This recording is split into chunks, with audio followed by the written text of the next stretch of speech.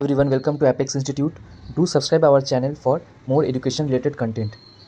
যে আমাদের ইন্টারভিউর কাট অফ কিন্তু 70-তে হবে না, আমাদের ইন্টারভিউর জন্য কাট অফ কিন্তু 80-তে নাকি পাবলিশ করা হবে। তোমরা আমাকে কমেন্টসে জানিও এটা আদৌ সত্যি কিনা। আমি যেটা খবর পেলাম আমি তোমাদের জানালাম, ঠিক আছে। আর এরপরে তাহলে যদি 80-তে কাট অফ হয়, আমি জানি না, এটা কিন্তু খুবই একটা ব্যাড নিউজ ফর যত ফ্রেশার্স ক্যান্ডিডেটস তোমরা রয়েছো, তোমাদের জন্য কিন্তু এটা ড্রাস্টিক্যালি এই কাট অফটা যেটা আমি 70-তে প্রেডিক্ট করেছি, এটা কিন্তু তাহলে অনেকটাই বেড়ে গেল যদি আমরা এটা 80-তে যখন করব।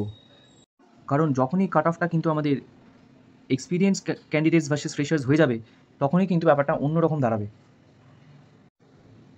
এই যে কাট অফ যেটি কিন্তু 70-তে হচ্ছে, যেটা আমি প্রেডিক্ট করেছি, আমি তোমাদের লিঙ্ক কমেন্ট সেকশনে দিয়ে দেবো, সেটা কিন্তু অনেকটাই বেড়ে যাবে। আর ফ্রেশার্সদের চান্সও কিন্তু ড্রাস্টিক্যালি ড্রপ ডাউন করে যাবে।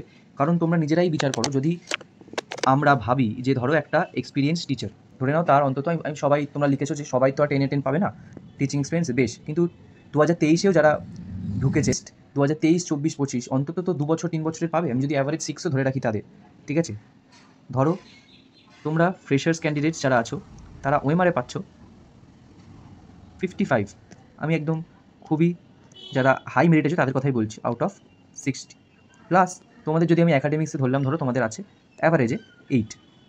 এবার তোমাদের কিন্তু এই 68-এই কিন্তু তোমাদের শেষ, এই 80-তে কিন্তু তোমাদের তাহলে ফ্রেশার্স যারা তোমরা আছো 68-এই কিন্তু তোমাদের শেষ। এটা কিন্তু ম্যাক্সিমামদের হবে, কারণ এরকমও লোক আছে যারা 53 পেয়েছে ওএমআরে আর অ্যারাউন্ড 10 আছে আগেন।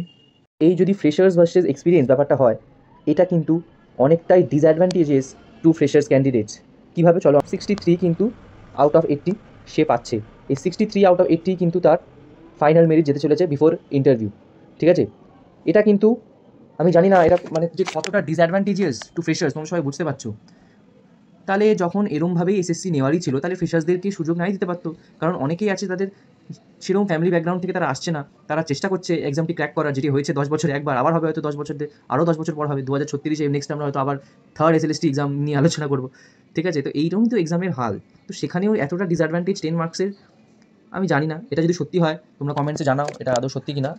তাহলে তো হয়েই গেল, আমি জানি না তাহলে আর কি এইসব নিয়ে আলোচনা করে হবে বা কিছুই হবে। 63 যখন ফ্রেশার্সদের কাট অফ যাবে, 80 আউট অফ 63, এটাও কিন্তু অনেক মেরিটিয়াস স্টুডেন্টদেরই যাবে, কারণ সবাই কিন্তু তোমাদের 55 আসবে না 60-তে, আর তোমাদের অ্যাকাডেমিক্সেও সবার 8 বা 10 আসবে না।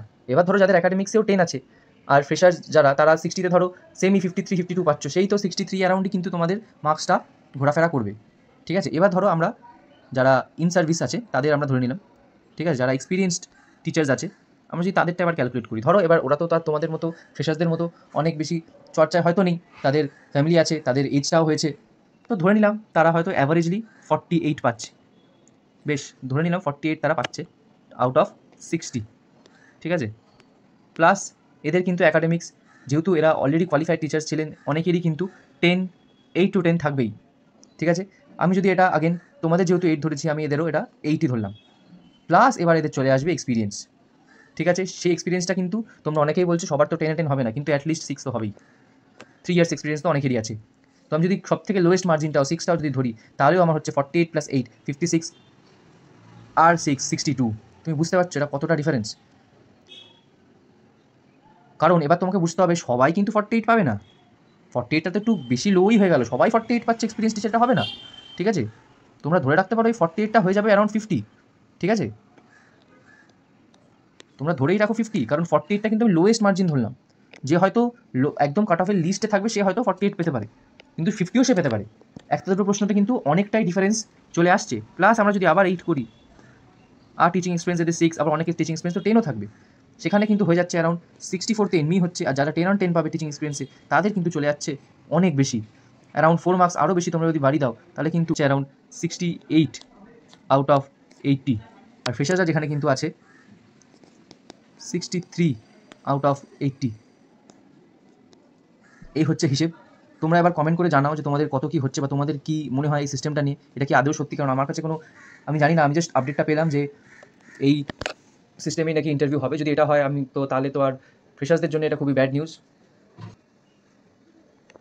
তোমরা আমাদের টেলিগ্রাম গ্রুপে জয়েন করতে পারো। আমরা কিন্তু WBSLSTর ইন্টারভিউ রাউন্ডের জন্য ফ্রিতে প্রিপারেশন উইথ টিপস আমরা তোমাদের সাথে শেয়ার করবো, ঠিক আছে।